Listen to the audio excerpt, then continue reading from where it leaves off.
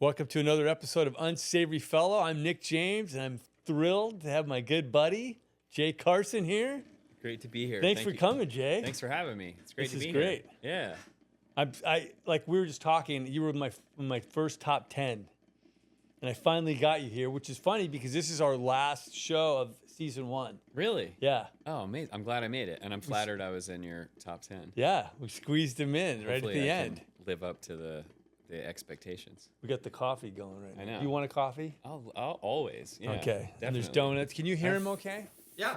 4 children. I always need and want coffee. Do you need sugar? No, just black. That's perfect. That's all I need. Yeah. That's great. Thank you.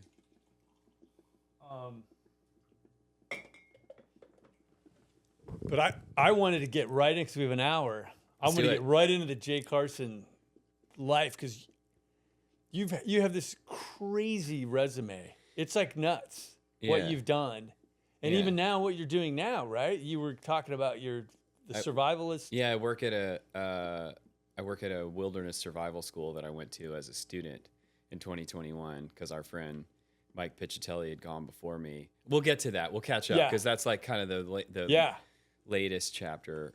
Yeah, I have a weirder resume than it is anything else. It's like let's just like chunks of it don't like. Is this guy the same? I've had people call and be like, "Hey, are you the same Jay Carson that used to do this other thing? Because it's not. We don't believe that you could be this guy." Yes. And I'm like, "No. I am the guy that used to do that." Because you were in politics, right? I was in politics. That's how you started. Yeah, I'm from Macon, Georgia originally. Proudly from a small town in the South, and went to college in New York City. And while I was in college, I think probably to make my dad happy, I got into politics. Wow. Yeah, he was really into politics growing up. And in the South. Yeah, he was really into it in the South. Like, Wow. Jimmy Carter ran for president. Okay, yeah. And won when, like right around the time I was born in '77. So he ran and won around those time. My dad was super into it. I got to college in New York City, and I got on a Senate race, like as an intern Wow. in 1997. And it was for this congressman in Brooklyn who was running for the Senate for the very first time. And nobody thought he was going to win. He was in 3rd place in the Democratic primary behind Geraldine Ferraro and this other guy named Mark Green, who I'm pretty sure his professional job was to run for office in New York for like 30 years and not win. Wow. But everybody thought this guy was going to lose, but I was interning for George Stephanopoulos at the time. He was an adjunct professor at Columbia, and I was interning for him. And he said, "You need to go get on this race. This guy's going to win." I said, "What's his name?" And he said, "Chuck Schumer." Wow. And long story short, we won. And it was just total luck because the people on that campaign, it ended up being like many of the rising stars in the Democratic Party at the time. Yeah. It was, Like who were some of them? I mean, Howard Wolfson, Josh Isay, Kathy Liv. I mean, tons of people that Yeah. ended up going on to be really big people in the. I mean, so many. Eric Mullen, like guys that ended up like running the DNC, running the Democratic Senatorial Campaign Committee, running the Democratic Congressional Campaign Committee. And did you Mike Lynch, who's still Chuck's chief of staff. Sorry, Senator Schumer's chief of staff. Be respectful. But how did you get to where you go, okay, this is what I'm going to do? I don't know.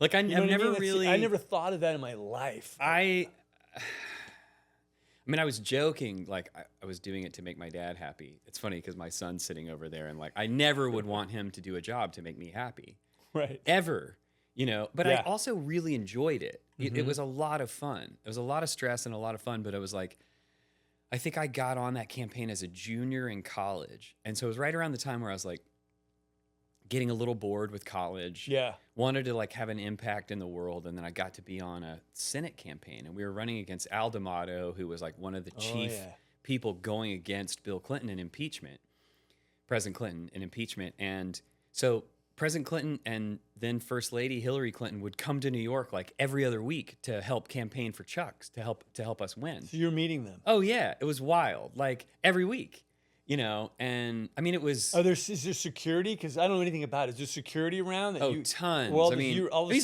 sudden you're in the fold. He's the president of the United States. Like, Yeah. there's no more security around anyone in the world than there is around the president So of the United States. do they have to check you out, obviously? Yeah, you would get, I mean, I was a part of the campaign, so I wasn't like wandering in off the street. Right. And I remember there were these little Secret Service pins. They're these little aluminum pins, and you put them in the lapel of your jacket. Yeah. They're called Sarge pins, and it's like SARGE. And they're ranking, like basically an S pin can get you can walk up and touch the president if you want to. Really? Yeah. I mean, and then there's these other pins called hard pin. I mean, this is all like hard pins are the permanent internal closest staff for the president or the vice president. And so, I mean, your dad must have fucking loved this. yeah, he thought it was amazing. It worked, by Right? the way. My dad thought it was super cool. It's like, he really did. He would come out and go on campaigns with me. It didn't work for. Yeah, it didn't work for my internal happiness ultimately, because that's not what I was cut out to do. No. Long term. Campaigns are brutal. But it's like, it seems to me like it's like a sport. You're on a team. Yeah. Right? You're It was competing great. and you're going to fucking win. I was on a smash team them. and there was all these old, they were like, you know, in their late 20s, but I was 20. So they seemed like really old and mature to me. Yeah. They took care of me. They mentored me. They lent me money because I worked for free basically for most of that first campaign. And then we won. And I remember walking home from the bar at like 5 o'clock in the morning, and I will never forget it. And my best friend at the time, this guy, Bo Williman, who went on to create House of Cards, Bo was like, he heard me talk about it so much that he got so excited. He was like, I'm going to work on the campaign too. And so he showed up and he worked on the campaign for months, and we were walking home because we were too poor to get a cab or the subway home. We had just won a Senate race, and we had not enough money to get from the Waldorf Astoria, which is where the after party was, to our dorms at Columbia University. Wow. And we're walking. Yeah. Was it Uncle Bo that created Andor? Yeah, same one. Yeah. That's one of his other shows that he's done. Walking down, and I remember them unloading the stacks of the New York Times off the back of the light blue New York Times truck, and those stacks of papers hitting the ground. Yeah. And we walked over, and it was big masthead headline, Schumer defeats D'Amato.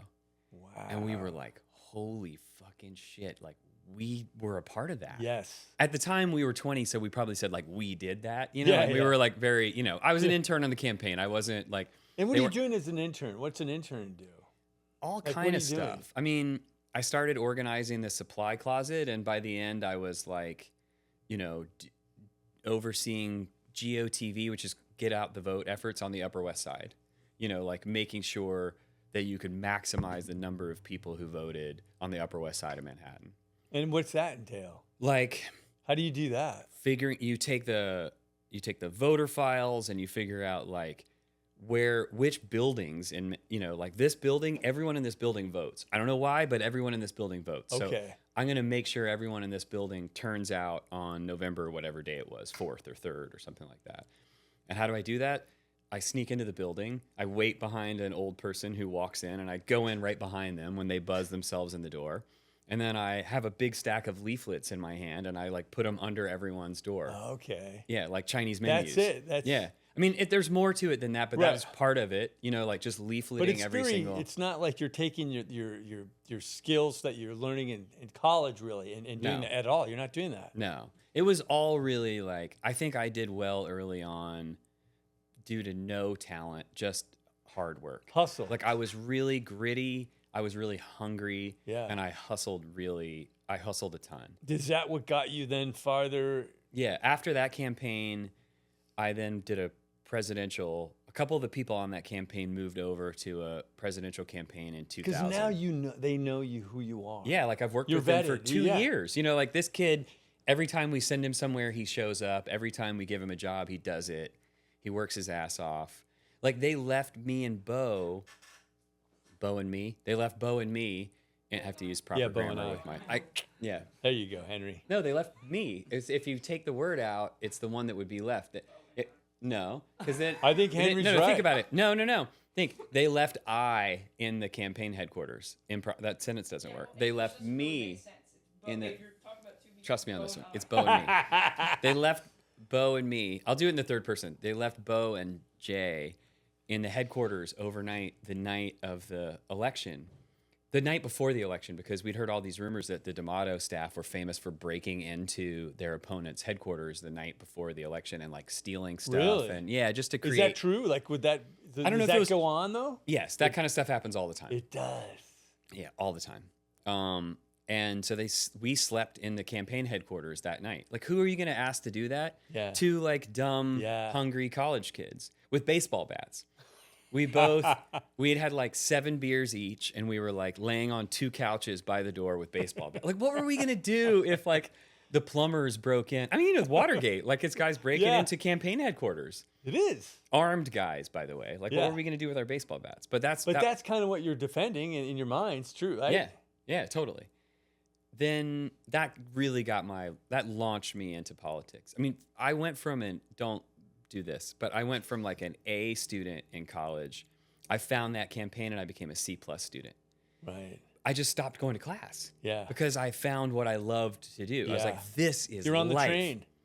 I like riding in a motorcade with the president, and I'm not in the limo with Right, the president, but like I'm in a motorcade with the president. I'm like, get out of here. I'm not going to my history class. Like, you're going to teach me about something that happened 30 years ago? Like, I'm hanging with, Yeah. It was, thankfully, I was far enough along in college that I didn't flunk out. Yeah. But like, I really just stopped going to class. And so now are you over with the Clintons? I didn't know them well, but I knew them a But you're little. working with them now. Yeah, I ended up working for them. And they but didn't know who you are. no, I mean, I was like, Don't think about him when they go to bed at night. I was the nice. We were talking yesterday about, does anyone think about you? And I was like, no, the truth is nobody thinks about me when they go to bed at night, which is a really good realization. A lot of people are like, what's Nick thinking? What? Nick's not thinking about me. Right. Nick's thinking about Nick. Right. I'm thinking about me. You're thinking about you. Right, You're thinking about, Yeah. we were laughing about that. Henry and I were, but, I did a presidential campaign, and Senator Bradley from New Jersey was challenging Al Gore for the Democratic nomination in 2000, and I got on that campaign. At first, I got on it because the Gore campaign wouldn't return my phone calls. I didn't know anyone. You tried with Gore. I tried, and no one would call me back. And So then it has to be. You have to know somebody. You don't have to know someone, but it certainly helps. Yeah, because you're climbing. You're like. I can always relate it to like sports or whatever. You're jumping on a team that's a winning team now. Yeah, he was part of that winning team. That guy's going to be the next president. He's the Right. sitting vice president under a popular president. The economy's never been better. Like, of course he's going to win, right? Right. That is one of the things I learned in politics. That sentence, this guy's going to win, I've basically never seen it happen. Really? If you're looking 3 years out and you're like, that guy's going to win. Yeah. They're not. Really? I don't know who's going to, but it's not the guy you think it's going to be 2 or 3 years from now. Bill Clinton, no one had heard of him in 1989. 3 years later, he's the president of the United States. Yeah, that's right. Barack Obama, nobody's heard of him Yeah. in 2005. 3 years later, he's the president of the United States. What do you think that is then? I mean, what can you predict in your mind that? What is the safest prediction or way to predict something? If your experience. I don't think that what I've learned is not to try to. Like, certainly not that far out. Whoever it looks Right. like is going to win. Al Gore, definitely going to win the presidency. George Bush becomes president. Right. And we came close to winning that primary. We didn't win any primaries, but we were like this close on a couple. And if we'd beaten him in one primary, like a senator beating the sitting vice president of the United States, it would have been over. Right. It's just like toppling it's like when a number one team loses. You're undefeated, you're, 9-0, and you're playing, Southern Illinois Community College. Southern Illinois Community College beats the 9-0 team. Yeah. That team they're done. Yeah. Right. They're done. And it's the same in politics. Like, you beat someone that strong with that, the perception that they're going to win. We didn't win, but I met someone on that campaign who went on to be my mentor for years, a woman named Anita Dunn. She was Barack Obama's communications director, President Biden's communications director. But she kind of took me under her wing. And why though? Why do you think you? I mean, as I'm so special, I think, really. No. But then she saw it. But you know what I'm saying? I guess I'm she always saw fascinated, something. like how someone gets. When I always look at your resume, like you go, Yeah. How the fuck did he get there? What are these steps that you? I've always been a public school kid from Georgia in my head. no matter what room I've been in, I've always been like, I am not fancy enough, smart enough, good enough to belong in this room. I better work my ass off, and I better be polite to everybody around here. Yeah. I had some periods in my life. I mean, I'm an addict and alcoholic, as you know, and so I've had some periods in my life where I wasn't kind and polite to everyone. Yeah. But my MO has tried to be, even before I got sober, even just to get what I wanted, work hard and be kind and polite to the people around. And I think she saw. And you are. She saw. I am now, but like she saw a combination of. I hadn't gone dark yet at that time. I was 22, 23 years old. She brought me in, and I was Senator Daschle's press secretary at a very young age. Like I was 20. He was the Senate Majority Leader. I was 23 or 24 years old. What's the response? What's the daily responsibility of the press secretary? Deal with the whole press corps, like in the United States. Like, how do you know how to do that? I didn't know a damn. You know what I mean? It's crazy. crazy. I didn't know any, but I was so dumb that it didn't matter that I didn't know. Right. Like now, I would be like, well, now I've you learned. weren't freaked out. No, Because you're the so same young. way. Yeah, the same way like a little And you know, naive. like an 18-month-old when they first learn to walk, they'll get to the top of the stairs, and if a parent doesn't grab them, they will step off the top step and tumble 25 steps to the bottom. That was me, Right. professionally. I was just like, here we go. Right. I'm gonna step off this top step, and yeah, I was hungry enough and I wanted it enough that I just went for it, and I. So she takes you under her wing. Yeah. She put me in there, and I was like, I was preternaturally predisposed to do that kind of a job. I've been writing my whole life. I loved to write press releases, speeches, anything. Anytime I got to write, So you already have that skill. I did have it. I didn't know how to hone it in that job, but I had enough of it to know what to do. That was a crazy time because. And how did they decide? How did they decide? Like, oh, this is going to be your job. How do they? You know what I'm saying? That's a big job. It was a big job. I don't know how they did or why they did, but they did, and Jay could do it. I'm really lucky that they did, and I loved it. I loved those people. They were some of the best human beings I've ever worked with. But it was a crazy time. 9/11 happened when I was there. I got anthrax when I was there, and the anthrax attacks. You did? I did. Yeah. Really? Yeah. But then you got to go to Australia. Yeah, but then I got to go to Australia. I'm not sure it was a good trade, but I got a 2-week vacation to go to Australia after I got anthrax. Really?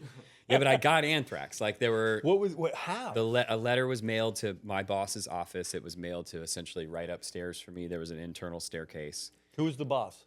Senator Daschle. It was Daschle. It was Daschle. Yeah, there was like 6 or 8 letters mailed. Wasn't this in the news? We were like the Farrah Fawcett to remember when Michael Jackson died and Farrah Fawcett died like 10 days later, and Yes. people still think she's alive because it was such a big deal that Michael Jackson died that no one paid attention to anyone else dying for. Yeah.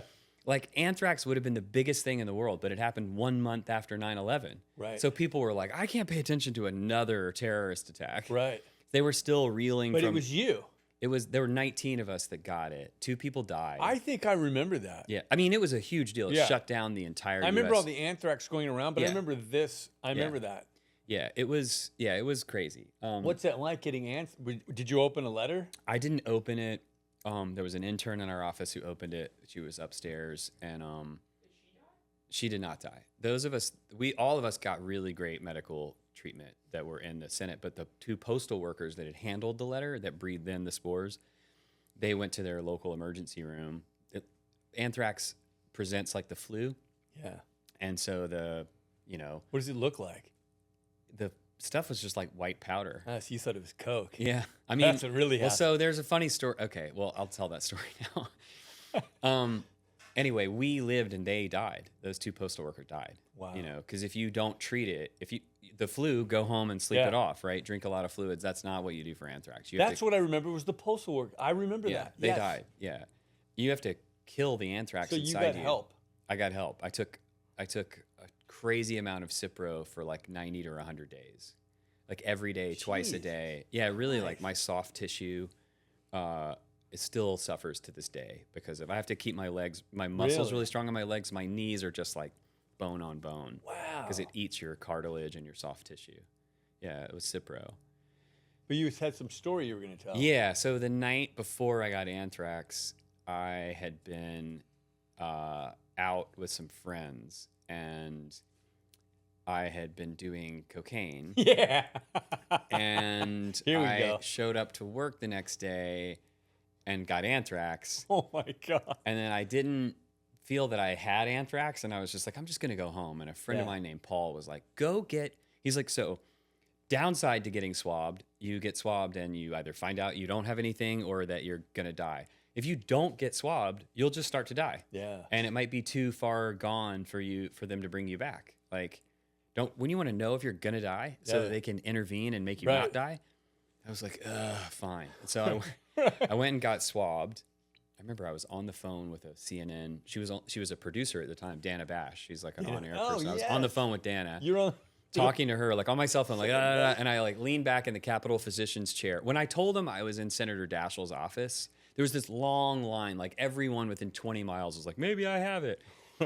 And they were like, hi, what's your name? I was like, Jay Carson. And they were like, what office do you work in? I said, Senator Daschle. And they were like, like very front of the line, which was like not when you want to be in the front of the line. Yeah. Like I was like, oh shit. Like they just brought me to the front, sat me down in the chair, leaned me back, like jammed the swabs up both of my nose. Like it felt like they were tickling my brain.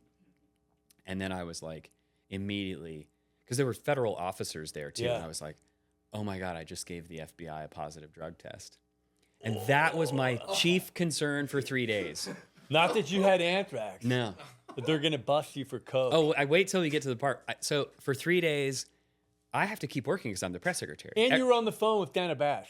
Yeah, I was like, I gotta go because I was like, I was choking on the thing and on the swab. And for 3 days, people start to act weird around me in the office. And I'm now positive they're acting weird around me because I'm gonna get fired because I've given a positive drug test to the FBI. Oh, you're thinking that. 100%. Right. They're acting weird around me because they've plated the anthrax at the research facility where they do it, and it's really bad. Like all of us have tons of anthrax in our systems, and it's really like it's a virulent strain. It's growing really fast, and there's a lot of it. They believed at the time that it couldn't float in the air. I learned a lot during this about medical professionals saying, Nick, I know exactly what's going on because I had military doctors, like big, tons of medals and stuff in their big blue uniforms say, this is 100% what's happening. Yeah. And then 2 weeks later, it'd be like, but it's not. And they'd be like, right, well, I was wrong. But they never say they're wrong. Right. And so they said, it cannot float in the air. This anthrax will not float in the air. If you were 15 feet away from it, you will not have any anthrax in your lungs. Well, I was 20 feet away from it, and I had thousands and thousands and thousands of spores in my lungs. Wow. So gnarly. Yeah. So for 3 days, people are acting weird around me, and I'm like, oh, this is because I'm going to get fired. And Because of the coke. my phone rings at 5 a.m, and it's my boss, who's the chief of staff. He went on to be President Obama's chief of staff, a guy named Pete Rouse. And I answer. Pete's very gruff. I love him, but he's a very gruff. There's not a lot of dressing up of stuff. And I answer, and I look at the phone, and I'm like, he's calling to fire me. I just got to take it like a man. I got to answer this call and take it like a man. Oh my God, your mind is spinning. Flip phone. Remember the flip phone? Yeah. I flip the phone open, and I like answer it, and I'm like, hey, it's Jay. And he's like, hey, Jay, it's Pete. And I go, hey, Pete. And I'm like, here it comes. And he goes, I got bad news for you. And I'm like, there we go. And I'm like, he's going to fire me. It's going to be okay. I don't know what I'm going to do. I'm broke and I'm not going to have a job. And he goes, I got bad news for you. You got anthrax. And I go, yes. Like only a 23-year-old can, right? Like I'm so excited that I only have anthrax. Oh my God. Looking back on that now, it makes me almost want to cry because I was like, oh my gosh, like he told me. It shows how messed up my values were. Totally. Like if my son felt that way, I would cry. Yeah. Like I needed my job so bad that I was okay. I was going to die in the job. Yeah, and anthrax at the time. It was going to kill me. That was the gnarliest thing in the country. It was going to kill me. Everyone was free. And I was psyched. Yeah. Because I wasn't going to get fired. Not about the coke.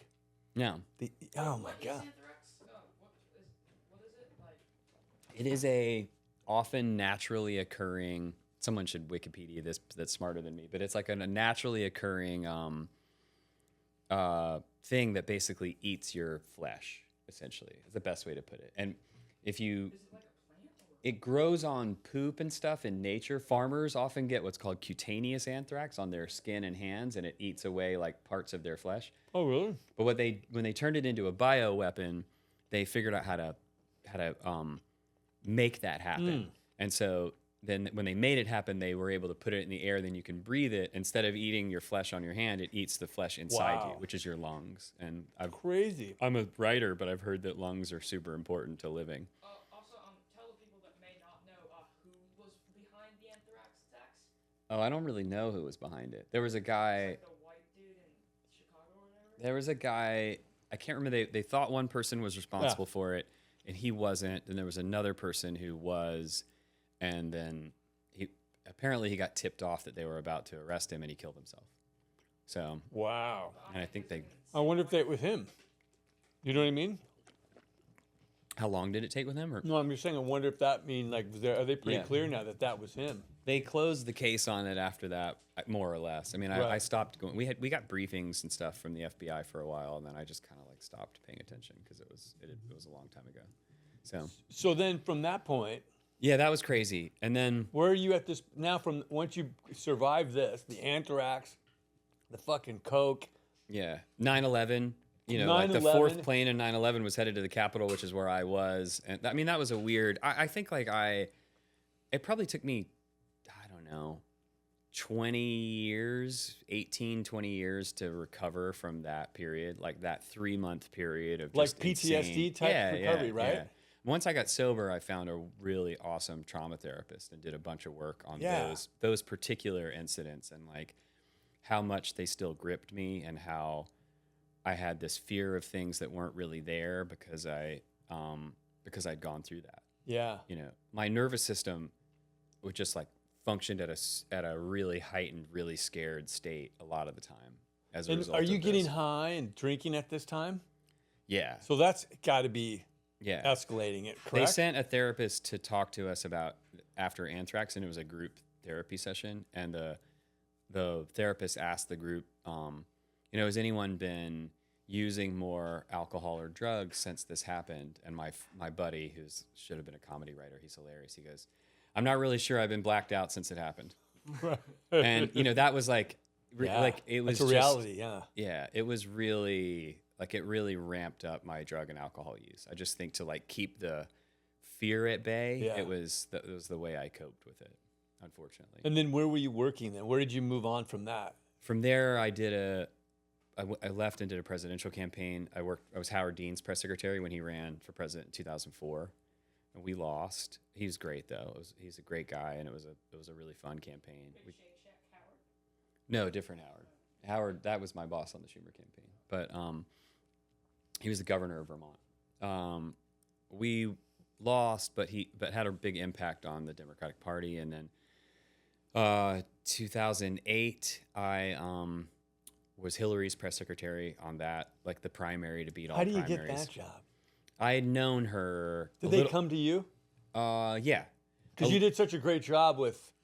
I was like not even 30, and I had done at that point 2 presidential campaigns and a bunch of Senate races. Like I'd done a lot of campaigns. Like I knew how campaigns worked, and I was good at doing press on a campaign, which is a particular kind of warfare. Now let me ask you this: when you get this call, Yeah. where's your alcoholism and your drug addiction at that point? Where are you at that point? It's Is about have you crossed the line? not yet.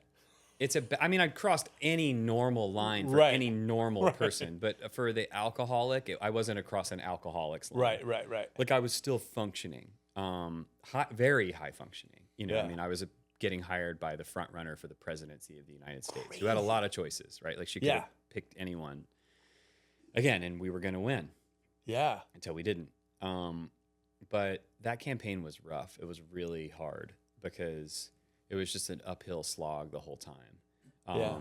Because, then Senator Obama ran such a great campaign, and there was just this electricity to his campaign. Yeah. We had it too, but but not quite. And so it just ended up being the primary to beat all primaries. I mean, no one could win.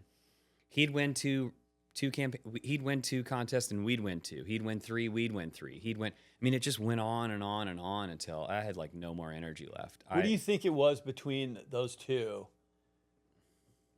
Between her and him?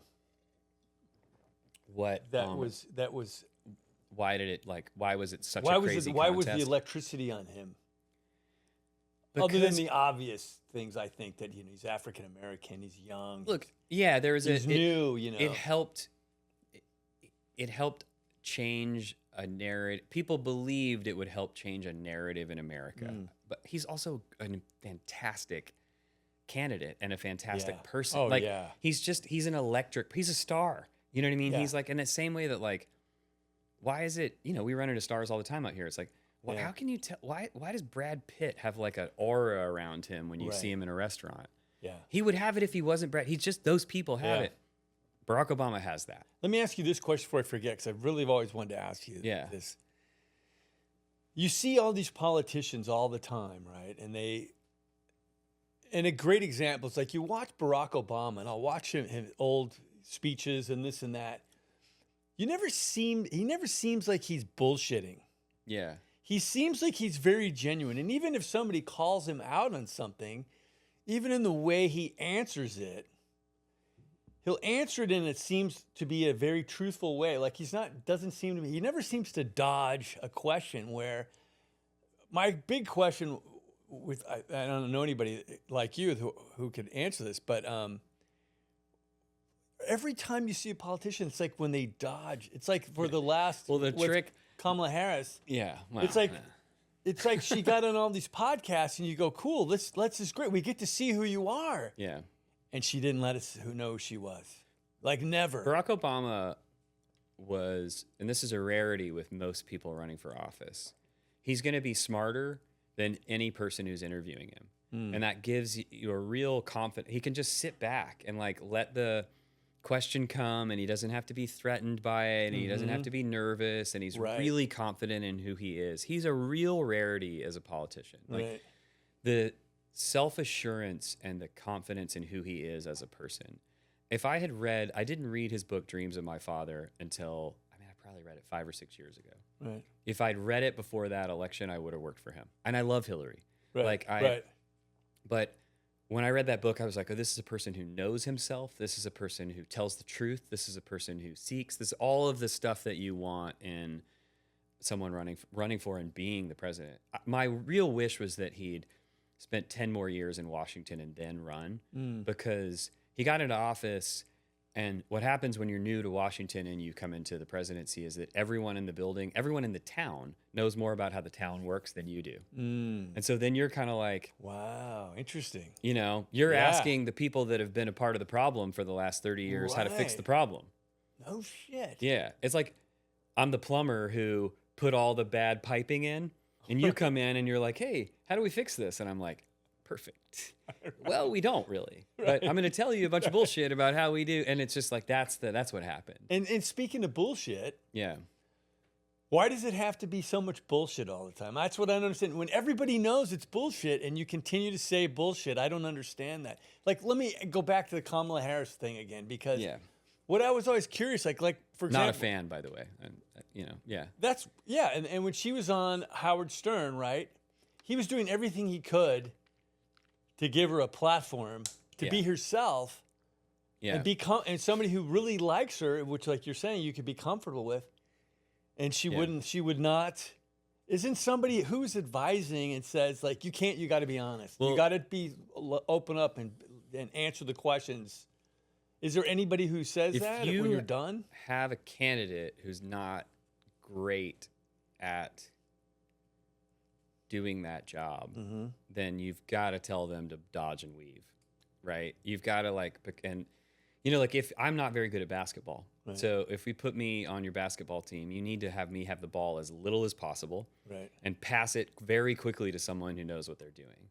And that's kind of what happened during that election. Like, she's just, I don't know. I was just more analyzing her behavior than anything, not any. No. I mean, that's a lot of. You see that so much. If you don't know why you're doing it, or if you don't know what you're doing or why you're doing it, you're going to dodge questions about what you're doing or why you're doing it, right? Because you don't know.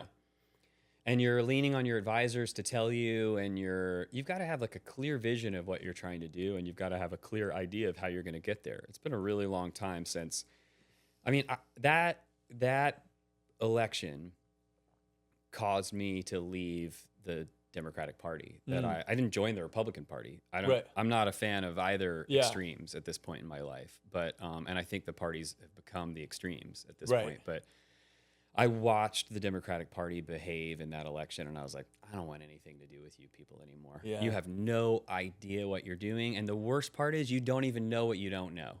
And then watching the like spin and obfuscation after the election, the inability to do what we do in the steps, which is like, I have a part in this. I think I might have screwed up. Like, no, it's the so whole refreshing. thing has been someone else's fault. It's so refreshing to hear that. When it's so rare, but when it does happen, you go, "Oh yes, Yeah, I love you." yeah. Just be honest. Yeah, You can have flaws. Totally. If someone, we'll get a candidate that will do that at some point, and when we do, that person will, blow the doors off. But that last election, like watching how the Democratic Party behaved, I was like, oh, you people don't. Yeah. You don't really understand how broken the system is. You don't understand that you're a part of a broken system. Like, But Democrats went from or do they just can't? I mean, they have to know, right? I don't think it's like a frog in boiling water. Like you've been Really? Yeah, you sit in that water and it's cool, and the heat just rises and rises. You never jump out. Like they're really. It seems like on the extremisms on both sides to me. You're so sort of almost brainwashed. Yeah. And you're following along no matter what. Like I have friends on both sides that are like, no matter what, can't hear. It's point. I don't talk about it anyway. No, I don't. But just listening. People will get angry at me for that, but I don't really care anymore. That's part of like not having courage, is like not saying that this party that I was a part of for a really long time has lost its way. And there's something that I've come, because people are like, why? How did it happen? And maybe this is what you want to talk about or not. I don't, but I think I've realized something with a lot of and I have a ton of way more friends on the left than I have on the right. Like that was what first of all, I live in Los Angeles, so you could swing a cat and hit. You'd have a hard time swinging a cat and hitting. You could swing a school bus and not hit a single Republican. Right. You could swing a cat and hit 1,000. Democratic voters. And there's this thing that I've noticed, which is that the individual, for many of my friends on the left and what I've watched happen in the party, is that the individual's intellect is the center of the universe. This idea that I need to understand everything that's going on. I'm an expert on everything that's going on. There's no reliance on anything. Honestly, like, there's a godlessness that exists on the left that I think has led to a lack of courage. Because if I'm the most important thing in the universe, if my intellect is the most important thing in the universe, I've got to be right all the time. I've got to be fearful about my next move because there's nothing bigger than me, right? Like I've got to be, this thing has to be right. And there's no ability to surrender and let go and be like, well, I'm thinking about writing a book about it. I'm writing a book right now about my experience at this wilderness survival school that we can talk about. But I'm thinking about writing my next book about how the party lost touch with a higher power or a belief in God or a spirituality. And I don't mean Christianity. Yeah, right. I mean, I have people of all faiths that are on the left, and they tend to, their God is the New York Times. Right. And the New York, and I love the New York Times. Like a lot of my best friends were, not best friends, but very close friends that work there. It's the only publication aside from Adventure Journal. I have a subscription to Adventure Journal and the New York Times. So it's a wonderful institution, but it is not God. And my reading it cover to cover and understanding every issue does not make me the most powerful thing in the world. And I've started to look back, like, where did this happen? Like, when did the party veer away from this? Because Jimmy Carter was not that way. Like, I don't really know. I'm still like coming up with where did the party veer off? But I can tell you, I don't know where it happened, but I know that it has happened. Well, and it's like what you're saying too. Seems to me a real lack of letting go. there's no courage. Let It is go the of most, ideas, like, of anything, old ideas you're hanging on to. It is the most gutless party that I mean, I'm only 48 years old, but it's the most gutless institution that I've ever seen. Like, corporations have a lot more guts than the Democratic Party. It really is and that gutlessness, I think, stems from fear, right? And the fear stems from this belief that my intellect is the most important thing in the world. There's nothing bigger than me. I understand everything, like the tiny aperture of my understanding. This happening right now is bad. There's no ability to pull back and be like, I don't know, like maybe this is bad, but what if this leads to something better in a year? What if this, like almost every nadir in our history led to a rebuilding that was way better. You had to hit that. We understand this, right? You had to hit that bottom to be able to come back as something bigger and better. Like the civil rights movement turned on most people in America did not give a shit about what was going on in the South until they I want to cry, until they sicked dogs and fire hoses on children. And they showed it on television. People across the country were like, oh, this is wrong. You sick dogs and fire hoses on adults. Okay, I got dinner to cook. I got a thing to do. That's bad, right? I'm not saying people, but it was See it all the time.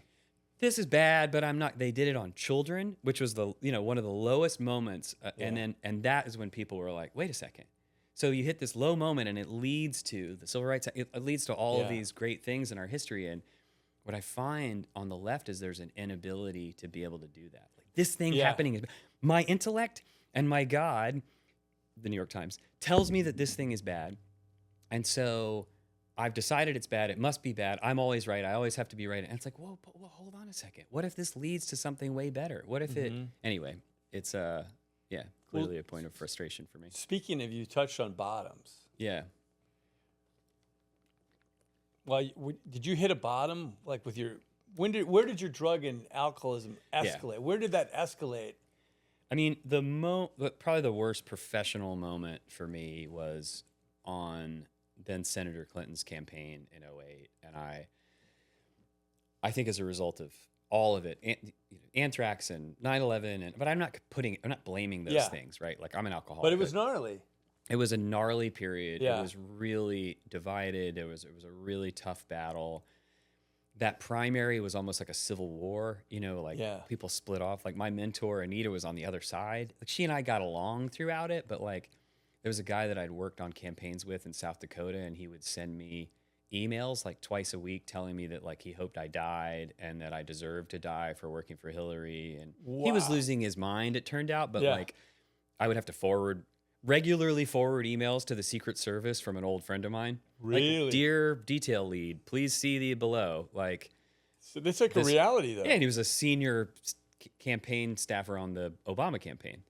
I'd have to just hit forward and be like, Secret Service, you want to look into this? Like, What type of foods in your mind? it's just cracking up. Well, but the irony is that's kind of where I'm going with this, is that I was on an airplane. We were flying from California to Maine. I had too much to drink on the airplane, and I started to feel a panic attack coming on. And I had probably had panic attacks before, but this one was an 11. This one was a debilitating, crippling panic attack. And it just crushed me. Like now, are you flying around in like private jets? Oh, I'm on a private plane with the front of the plane is the Secret Service and Senator Clinton. The back laugh. No, it's hilarious. The back of the plane is 100 reporters, and I'm in the middle. I mean, I literally found like the demilitarized zone on the plane, like row 7. I think it was row 7. Is this how you always fly around too? Is this how you're not anymore? But no, but at the time, yeah. This was your life. Yeah, I was on. Yeah, like high and drunk. Thousands of private plane flights, like literally, because you can't hit the schedule without being on a private plane. Like you can't go to. People be like, "How did you make 7 stops in a day on an airplane?" I was like, "You're on your plane. It takes off when you get on." And are you doing coke? No. Oh, you're not. You're just drinking. Just drinking. I really tried to keep, like an alcoholic does, right? The separation of church and state. Yeah. But like, Yeah. You're finding your spots to do it. Not until the last 2 or 3 days of the campaign did I ever cross my drug use with my work, right? Like literally like after she had dropped out, I did drugs and went to a campaign event and talked on the record to reporters. But like the campaign was literally over. Yeah. She was dropping out that day, but that was the day I was like, fuck this, I can't. So you're on the plane. I'm on the plane. I start to have a panic attack. I crawl under one of the rows of one of the rows of seats. You crawled under Because I didn't want anyone to see me. And I covered myself with one of those scratchy blue blankets, and I just had a full shaking, crying panic attack for I don't know how long. Was anybody seeing this? I don't know though. It was nighttime, so the lights were off. We were doing like a reverse. Horrible. We were doing a red eye, I guess. It was awful. Nobody saw you. It was awful, which says a And lot, what are right? you thinking at that time? Like, what do you?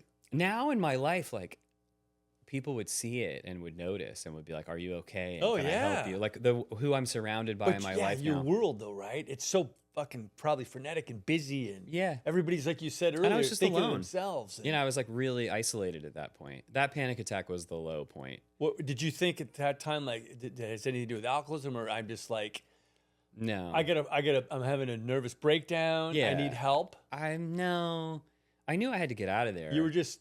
We woke up the at a next bottom. morning. She did a speech in a gym at a high school in Maine. I remember briefing her in the coach's office, and there were these like classic coach posters on the wall. You know what I mean? Yeah, like, yeah. Like practice makes perfect. Like that. And I was like looking around, like, oh man, I gotta get out of here. And I briefed her for the press conference. They're gonna ask you this, say this. They're gonna ask you this. Maybe you want to say this. Trying to avoid say this. Da da da. That's what you're doing. You're shaping this. But a lot of times, just the candidate has so much going on. My job is to know what the press is going to ask and help figure out what you want to say, what you want to say. And I briefed her. She did the press conference. I walked out of the gym. I walked over to the motorcade. I found an intern, 10 years ago.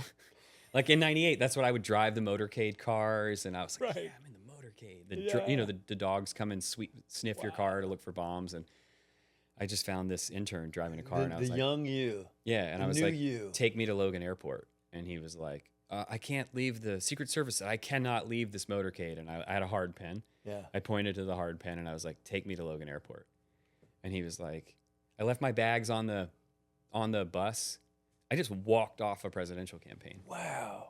And I disappeared for like 5 days. Where did you go? I went back to Brooklyn, went to Logan, flew back to Brooklyn, and had just kind of like a drug-fueled breakdown for 4 or 5 days. So you started doing drugs. Yeah. And And then, is anyone calling you? yeah. In fact, Who's Senator calling you? Senator Clinton, I remember getting like 2 or 3 voicemails from her and being like, this is not good. I was like, this is not good. Like I couldn't, I had too much shame to even listen. I was like, oh gosh, this is so bad. Like I walked out on a candidate for just so gnarly. just walked out. I was the press secretary. What are you doing? What drugs are you doing? Just cocaine And drinking. and drinking. And a where lot. are you? In Brooklyn, in Red Hook, Brooklyn. But And- no, but like what, are you in a hotel? No, Are you no, in in an apartment? an apartment. I Are had you a alone? girlfriend at the time, and she and I were there. She getting high, obviously. Some, but not at this point. I had gone way past her. Like I was. And how are you? Because I'm only asking because I'm remembering myself, right? Yeah. Yeah, because back when I was getting high, I was in the '80s, and so there'd be an answering machine, Yeah. and the boss is calling. You Oh, have to come to man. work in 2 days. I'm like, 2 days? I was just there yesterday. Totally. You've lost track of days. Completely. Yes, I know. And my boss sent someone to the apartment to get me. Who? What boss? Howard, who was my boss in 1998, and he sent someone to and he was my boss again on the Hillary campaign, and he sent someone Does to he my. know? Yeah, He's got it. He's starting to. Yeah. But also, it was one of these things where it was a little bit like, no one was yelling at soldiers in Vietnam for using heroin. I mean, they were in hell, right? Right. It was like he wasn't like it was horrific. It was like everyone was having their version of a breakdown of some kind. What's right? Hillary saying? What is she saying when she's calling you, looking for you? What is she saying? She was so sweet. Just like, I hope you're doing okay. Does she know? You think she knows? She's really smart, probably. Yeah. And I went back. He was like, get on a train tomorrow, come down. And I sat down with him. It wasn't like an intervention. It was just like, you need to come off the road for a little while. I was like, yeah, no shit. And I did. And I still went on the road some, but I was kind of like, had like a half. Did you tell him what you were doing, or do they know? You don't have to. Because and again, it was like the fog of war. It was so brutal all the way around. Nobody's going to really confront you about the details of it. No. Right. And then 9 years later, I got sober. but it was, 9 years. Look how long it took. 9 years after that. Yeah. What are you doing then? What are you doing from that point now? I went to. Like, did you get to keep that job? I moved to Los Angeles. Yeah, I stayed on that job till the Okay. end of the campaign, and kept my drug and alcohol use in check for the rest of the campaign. I knew I needed to like pull That's it. so crazy. I kept my drug and alcohol use in check for the rest of the I mean, campaign. it didn't like interfere with my work anymore. Well, and it probably did, but I was high, but I still helped get her elected. Yeah. Well, we lost, so it wasn't. It was partially my fault. was her for sure, fault. but it was everybody's fault. But I moved to Los Angeles. I became the chief deputy mayor of Los Angeles. Which is so crazy. Shortly after getting here, which was great. It was a really wild job. And then I went to work for Mayor Bloomberg from New York and ran an organization of global cities that were working together on climate change. And as I was doing that job, I realized I wanted to be a writer, and I became a screenwriter. And Right. sold a couple scripts, and then had a movie made that Jason Reitman directed that was kind of about in our view, the downfall of American politics, where it started, the Gary Hart campaign. Yeah. And then I created a show. Which was the name of the movie? Yeah, it was called The Front Runner. Great movie. Yeah, it is a great movie. It's a great movie. It is a great movie. Everyone should watch it when watching this. Yeah, it came no out, kidding. It came out at the wrong time, but it's a It's really a really fantastic great movie, yeah. Hugh Jackman's in it, and he's Yeah, it's absolutely gritty. amazing. He plays Gary Hart better than Gary Hart could play Gary Hart. Yeah. He was just the best. And right around that time, I also created a show that's on Apple called The Morning Show. And then I've been screenwriting since, until I met Bobby Kennedy through AA. And when he ran for president, he was like the courageous warrior, I guess, that I'd been looking for a really long time. And I did not want to come out of retirement to help. I just did not want to do another campaign. But I really felt led to help him, because I love him and believe in him. And just, again, like even if I don't agree with him, what drove me crazy in politics. Get into that. Yeah. What drove me nuts in politics is that with the microphones and the cameras off, we would agree that eating this strawberry is wrong. We're not gonna. That's wrong. We've agreed. Like, I know it. Yeah, You know it's wrong. I know it's wrong. And then the microphones and cameras would come on, and I would go, Right. and I'm like, oh, that was really good. But I'm like the young staffer watching these powerful people Yeah. agree that this is wrong. Camera comes on and they do it.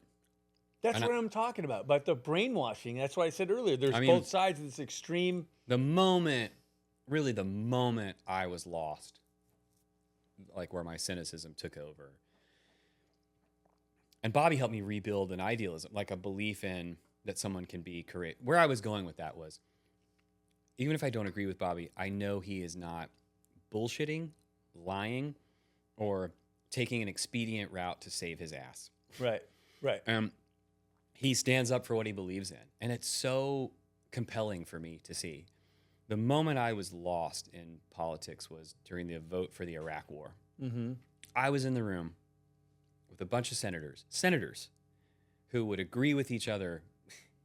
I haven't seen evidence of WMD. There's no weapons of mass destruction. This guy, Saddam Hussein's a bad guy, but I don't know. There's a lot of bad guys out there that we don't need to go send our troops in to die to try to get him out of power. This is a bunch of bullshit. And I would be like, oh, this is amazing. They've agreed. This is not good. Yeah. They would walk on the Senate floor and vote for it. But that's a good point, because when you talk about the extremes, you just talked about the young intern that watches you eat the strawberry, right? But then that's sort of like, you have to be careful then of at what point do you go, I love this guy, I believe this guy, but he believes it 100%, but I don't think it's true, and it's not for everybody. I'm 48 now, so I can keep and I have my own children. I'm not looking for a father figure anymore. Right. Like I'm a pretty grounded, stable, sober, thank God, person. Yeah. So I don't go all in with someone in the way that I did when I was a kid. Right. But I believe in his courage, really. Yeah, is what you it can be is. friends, and yeah, of course. I totally get that. Like knowing what's in someone's heart. Like I watched, like Senator Feinstein the senior senator from California. I listened to her rail in the Democratic caucus, which is the closed lunch of Democratic senators. It's every Tuesday at lunch. The staffers sit along the wall with no food, and the senators sit around white tablecloths and eat like right in front of us from like 12:45 until 3. I know. I thought so too. Yeah, for real. Like, I like wait, like unless you eat before you go in there, you're not going to eat. If you're a staffer, you don't eat till 3. Wow. Yeah, it was wild. Anyway, I watched her rail on the war. Like, this is a terrible idea. This isn't real. This is bullshit. There's no WMD. Da, da, da. And then she wound up the speech by saying, "But I'm just one senator, so I'm going to vote for it." That's what I'm asking you. You can answer that. How come people don't? How do people go on camera and spew that? A lack of courage. And when everybody knows, and even they know it, but what do they get out of that? I don't understand what they get out of that. Safety, security. With their job? You avoid. They lost their job because they voted for it. Well, no, she kept her job, but like, let's say, then they lied about not knowing. Like, you know, because you've told me before, you've mentioned to me before about all the lying in politics, just the constant lying, right? Yeah. But if how can you go up there and lie? Is it just to keep your job? Is it for the power? I think it's just become the way it works right now. But you know what I mean? It's yeah, like, no. I mean, how can you not? How can you? And with so your what I family, said earlier about the aperture being too tight, right? At that moment, the drumbeat to war was so loud, it seemed like if you didn't vote for it, they were running. Karl Rove was running ads against anyone who. My senator from Georgia, Max Cleland, had no legs because of his service in Vietnam. They ran ads against him saying that he was weak on terror because he wouldn't vote for the Iraq War, and he lost to a draft dodger that my dad went to high school with. He lost. So that's what they did. So Feinstein's like, Jesus Christ, if they can beat Max Cleland, you know, who's got no legs, because I got to vote for this thing. I'm terrified. Back to the thing, because your aperture is so small. All you see is what's happening right now. And that, to me, back to what we were saying before, like the lack of a belief in something bigger than yourself leads you to make the small decisions based on what you think's right now, as opposed to what your moral compass would tell you. Right. But is it right? Is it the right thing to do? Right. Because if it's not, they know it's not. But I think also too, it's like you're in line with somebody. It's like if you're being a drug addict, and if I'm sitting in a hotel with a bunch of other drug addicts, we're doing an 8-ball. Yeah. We're going to be talking our heads off to each other, and I'm going to be agreeing everything you're saying, and you're agreeing with what I'm saying. We're together. You get in the Once culture. we leave the hotel room, we get the reality where people, you guys are high. Yeah. You know? You get in the culture of it, like you were just saying. Like, and so it's like there's 50 of you in a room, and you're kind of like, well, I mean, they literally like won't ask you to sit at their lunch table anymore. By the way, if you're the person who stands up in the room and is like, Guys, I'm going to go out there and say that we all know that this isn't good. And what happens? Oh my God. You're just fired though, right? They'll take away your committee seats. They will be mean to you. It's a high school, it's a high school for. It's amazing. Yeah. They'll take, no one will be your friend anymore. And for real. Crazy. Yeah. You'll be like, no one will play golf with you. It's become your whole world. Yeah. It's everything you are. My other hero was this guy named Paul Wellstone. He's a senator from Minnesota. He didn't give a damn if they liked him. He just was going to do what was right. Yeah. He was, I didn't agree with his politics, but I agreed with his heart. Like I saw this courage in him. He would just do what was right. Well, Paul, you're going to make us look bad if you vote for that. I mean, we've all agreed not to, we've all agreed. Like how criminals do. Yeah. We've all agreed not to say we saw that guy, that we saw Bob run over the kid with the car. We've all agreed. And he's like, well, that's morally not right. I'm going to say, oh, you're going to screw us all, Paul, if you do that. Like, that's I don't what care. it is. My deal's not with you. My deal is with this. Like that's where Paul was. That's what your book is. Yeah. That's what I think you I just will write it. Right there. That's your book. Yeah. Like I'm not making a deal, and that's where like both, I don't know. I feel like people from both parties were there a while ago, and it's just like I don't know how. Yeah. So let me just to jump ahead a little bit. Yeah. So then you get into you become a successful writer, House of Cards. Yeah. Morning show. What's your life like at that point? What are you doing? It's crazy. You're not sober then. I got sober just at the beginning. Just the morning show, right? Yeah, I was sober I was like 6 months sober when I pitched the morning show. So not when I thought of the idea or Mhm. did all the work to put it together, but when I pitched it, I was 6 months sober, Where- and I've been sober ever since. Where was the bottom for you then? It was the strangest, most unexciting. You know, for somebody that's got a million, like we won't have time to get into my DUI, which involved the Secret Service, What is the that? ATF, the FBI. Like What's that? I ran We have into time? John Ashcroft's Secret Service. He was the Attorney General, and I bumped. I was like illegally parking, and I bumped the back of the Secret Service detail that was parked in front of his house. Do you know the bad luck of hitting? So he's the lead law enforcement official in America, and that's whose car I hit 9 days after September 11th, 3 blocks from the Capitol.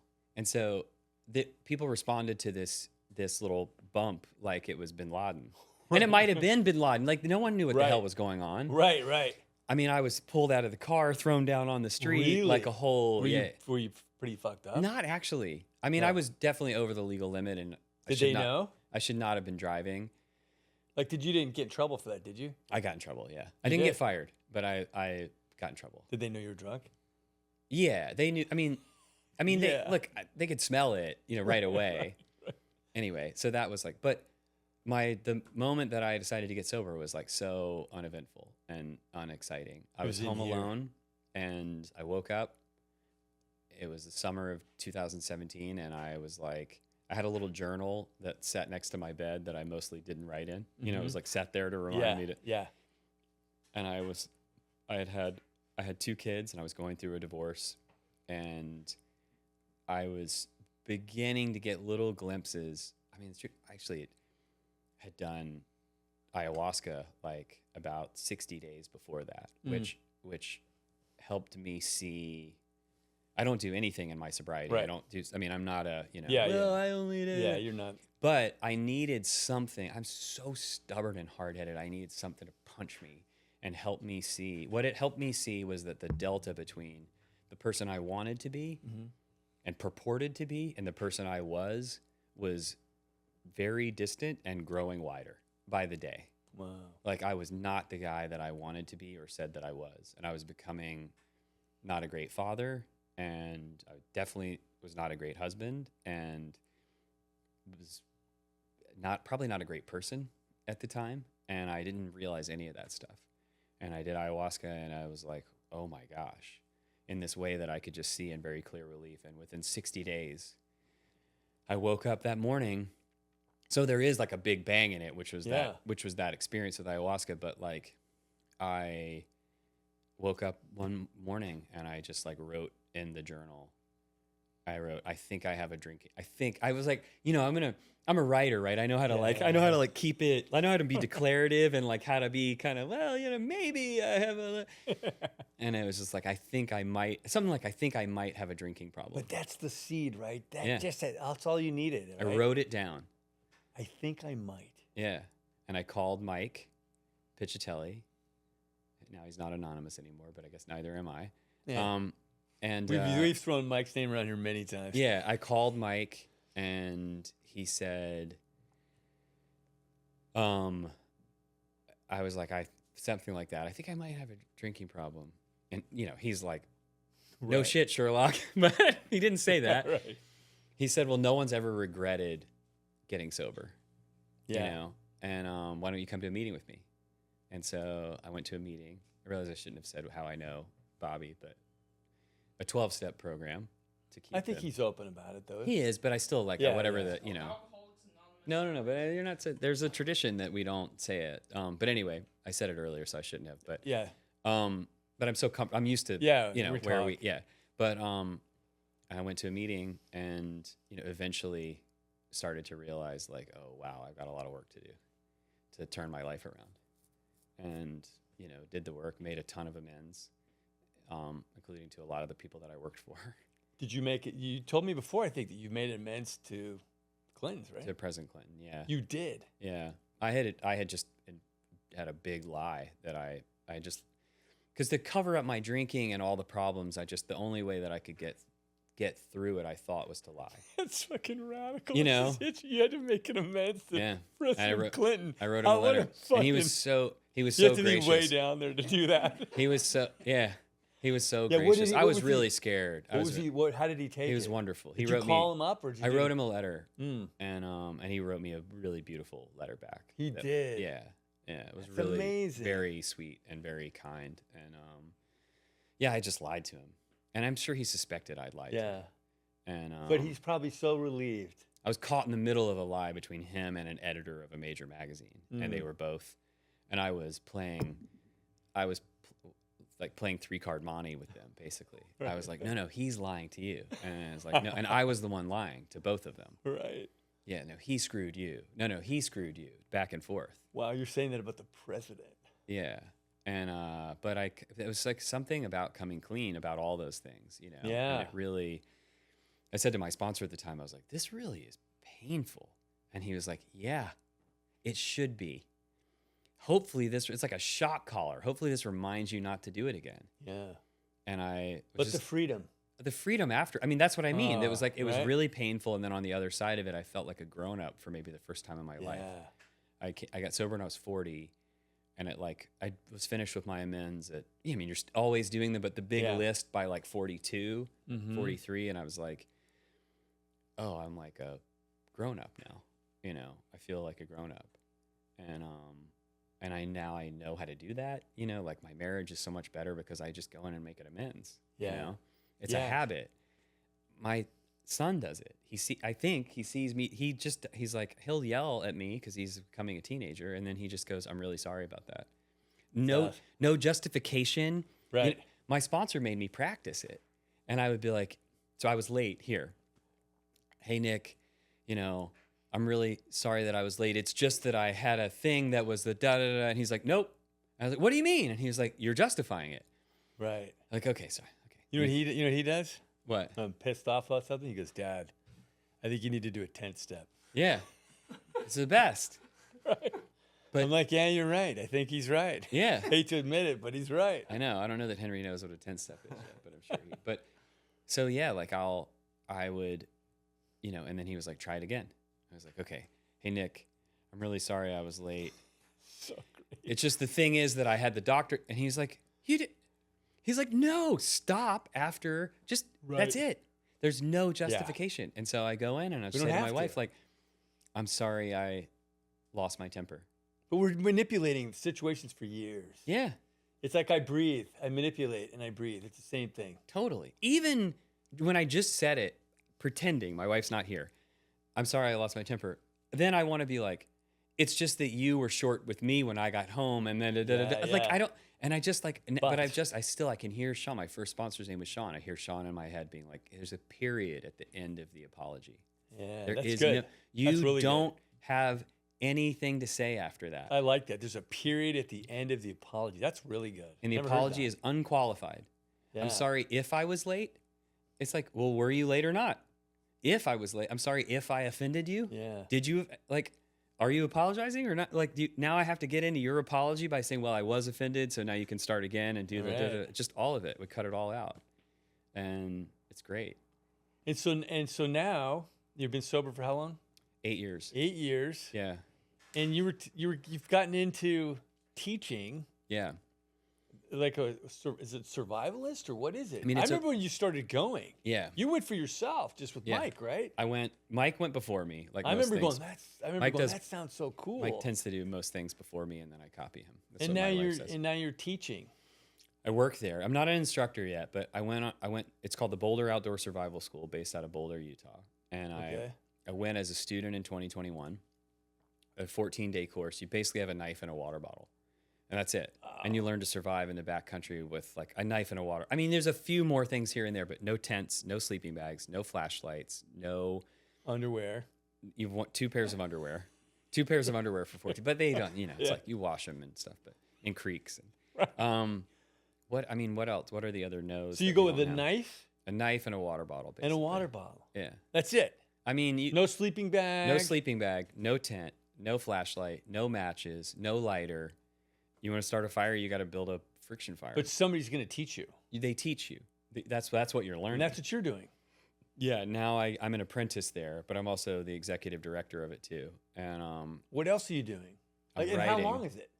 The courses are 7 days, 14 days, or 28 days. I've never done a 28. I've done 7, 14, 28. 7, 14, or 28. They And run so- from May to beginning of October. And So you get out there. it's for adults. Like a lot of people are like, Yeah. oh, it's a school, so it must be for kids. It's like, no, you have to be 18 to go. This sounds awesome. It is absolutely How much amazing. is it? The no phone, I didn't mention no phone. The no phone part, like I'll I'd like apprentice that. a course. I get paid nothing to apprentice a course.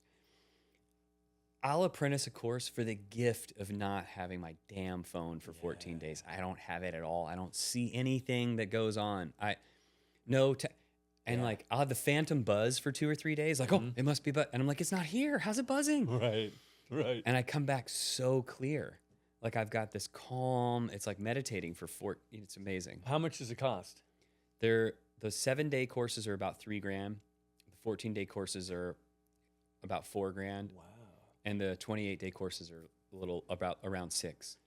So for the 7-day, right? Yeah. You go out the first day. What happens? I don't want to give too much away Okay. because it's the surprise Like, of it is, but yeah, what are you going to get out at the end? you You're will gonna know learn how everything? you will know how to take care of yourself in the backcountry after a 14-day course. After a 7-day course, you'll have the basic skills. You learn map and compass navigation because you don't have your phone with the blue dot telling you where you are. You know, one of our lines is like, phones die, maps and compasses don't. Like a thing doesn't have a Right. battery. You know, like I Yeah. know how to navigate. What about, so you talked about food too. Food, you forage for food. In one of our courses, Right, the hardest berries. course is called the hunter-gatherer course, and on Okay. that you don't get any food that you don't catch or kill or find yourself. And that course is amazing. Can you catch and kill stuff? You learn to. You do. Yeah, you learn So to you learn that. fish. You learn fishing. Yeah, you learn fishing, you learn trapping. You learn that the first week or the second? In the second. On the field expedition courses, you're doing more of the trapping and fishing are like, you got to figure out how to build a shelter and build a fire and before you can get to and honestly, it takes the week or 2 weeks to get your shelter, your fire, you lay down on the first night, you lay down on the ground and an hour later you're like, oh, I'm really cold. Well, I don't have a sleeping bag to get in. I don't have a tent to climb into. What do? I was clueless. No idea what to do. I just laid there and shivered on the sand. And then they come in the morning and they're like, I still remember the line they asked me. Who wants to learn how to never feel the way they just felt last night? And I was like, me. And they taught us how to build a duff bed. So I can build a bed out of just debris on the ground now. Leaves, pine straw, whatever I find. I'm never cold when I'm out there. And then a couple days later, you learn how to build a shelter out of debris on the ground, Wow. And then you Where's learn it? So is it all of them in Utah? Or are they, all in southern Utah. Like it's gorgeous. It looks like Zion, Bryce. he went to Canyonlands. school at Utah. Really? University of Utah. Oh yeah. So you're like, it. Like it's Beautiful. It's got to be one of the most beautiful places in the world. And how often are you doing this? The courses our season is May to October, and I try to do at least a course or two every season. I've got 4 little kids, so I don't want to be gone. For Henry, too long. have you done this yet? No, I'm not 18. Oh, you got to be 18. But he's gonna. I think he'll. I'm gonna let everybody choose, but I'm gonna let them do a course with me when they turn 18. Does that sound something cool or what? Yeah. I wanna catch fish. Yeah. Oh yeah. The catching fish is. We're going really- fishing tomorrow, I think. Really? Yeah. The fishing is amazing. It's like one of the coolest Yeah, like parts of it. You grab it with your hand. Or Yeah. Yeah. It's called hand fishing. Really? It's an ancient technique, and it's really. And it cool. works? It totally works. It really. I was like, this is never gonna work for me, and Right. it totally works. That's the other thing. What it's done for me is it's given me this confidence in myself. Not a false self-confidence, right? Where it's like, I'm the man, like what we were talking about before, like, I'm the biggest. It's just like, I have these skills now that exist here and here. And I bring this resilience and confidence into my day-to-day life Yeah. that I never would have if I hadn't done this course. Like, I've got a gear I can drop into that I didn't even know existed. Our house burned down in January. And Right. the next day I was like, oh, I got to get into the gear I get into at Boss. It's called Boss, the Boulder Outdoor Survival School. It's like, oh, I have a gear I can drop into when things get really difficult, because they just got really difficult. I have 4 little kids and our house burned down. What am I going to do? I can drop into that resilience gear I have when I'm at Boss. Yeah. And it was super helpful. still hard, but Right. it was really helpful. I never thought. So you learn all these skills out there, but I'm not going to build a friction fire here for you right Yeah, now. but You know what I that's mean? not- Like, yeah, it's we want to it's heat the way coffee, beyond we'll that. plug it in. Yeah. But it's like there's this perspective that I Yeah. end up bringing to my day-to-day life that's awesome. Well, it's like kind of like quit drugs and alcohol. Yes. It's not about the drugs and alcohol. That's exactly right. It's up here. Yeah. The course is like the first, it's a great way to put it. Like the skills are the first step and the rest of the course is the other 11 steps. Like Yeah. you learn, you just reconnect to nature and yourself, and it's just really gorgeous. I'm I gonna do can't it. wait to do them. When is always. it again? They run May to let me take my sweatshirt off. They run May to October. And we have 7 days, 14 days, and 28-day courses. They're awesome. And we do like offer a lot of scholarship for people too. So if someone hears that number and they're like, wow, I could never. Yeah. Our goal, we're a nonprofit. So the goal is to get people out there because we believe it's doing good for the world. And so does the IRS because we're a 501c3. There you go. Yeah. Well, Jay. Here's the logo. I didn't mean to wear it. Oh, nice. We have really cool merch too that Mike Piccitelli made. So give us the name again. The People wanna- Boulder Outdoor Survival School. Boulder Outdoor Survival School. And it's Mike had never camped in his life when he went. Yeah. Tons of people do it that have never camped before. I had like done some hiking and backpacking but didn't know what I was doing. So Yeah. but there are also people that show up who run their own survival schools and they come here to hone their skills, like continuing Yeah. education. So it runs the gamut. You'll have someone on your course.